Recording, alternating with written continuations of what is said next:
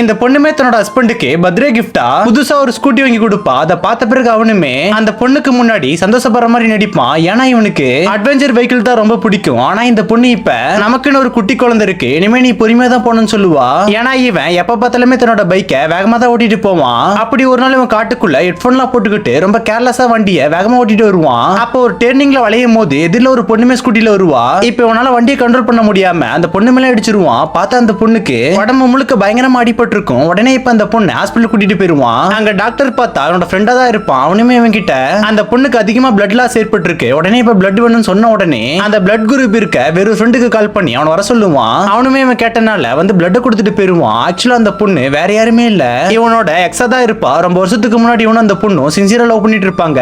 அப்ப அந்த பொண்ணுமே இவன் மேல ரொம்ப அக்கறையா இருப்பா. வண்டி வேகமா ஓட்டுறது அந்த பொண்ணுக்கு சுத்தமா பிடிக்காது. வண்டியை ரோட்ல வேகமா ஓட்டிட்டு இருக்காத, ரேசிங் அகாடமில போய் ஓட்ட சொல்லுவா. அதை கேட்ட அவனுக்கு கோவம் வந்து நான் வண்டி ஓட்டுறது தெருவில் ஓட்டுற மாதிரி இருக்கான்னு சொல்லி அந்த பொண்ணு கூட சண்டை போட்டுட்டு அங்கிருந்து வந்துருவான். அதுக்கப்புறம் தான் அவன் வேற ஒரு பொண்ணை கல்யாணம் பண்ணிக்கிட்டு அந்த பொண்ணு கூட சந்தோஷமா வாழ்ந்துட்டு இருப்பான். ஆக்சுவலா அந்த பொண்ணு இவனோட நல்லதுக்கு தான் சொல்லியிருப்பான். ஆனா இவன் தான் தப்பா புரிஞ்சிருப்பான். இப்ப அந்த பொண்ணுக்குமே உடம்பு சரியாயிருது. உடனே அந்த பொண்ணோட அப்பா கிட்ட எல்லாத்தையுமே சொல்லிட்டு அங்கிருந்து போயிருவான். இப்ப இந்த பொண்ணுமே கண்ணு முழிச்சு பார்க்கும் போது அந்த பொண்ணோட கையில சாரின்னு எழுதிட்டு போயிருப்பான். அதை பார்த்த பிறகு இந்த பொண்ணுக்குமே கஷ்டமா இருக்கும். இப்ப வீட்டுக்கு போன பிறகு அவன் கிட்ட இருக்க ரேஸ் பைக் எல்லாம் ஓட்டாம நான் மனைவி வாங்கி கொடுத்த ஸ்கூட்டி தான் ஓட்டுவான். தயவு செஞ்சு நீங்களுமே வேகமா ஓட்டினா தான் கெத்துன்னு நினைச்சுக்கிட்டு வண்டி ஓட்டாம உங்க ஃபேமிலியை கொஞ்சம் பாருங்க.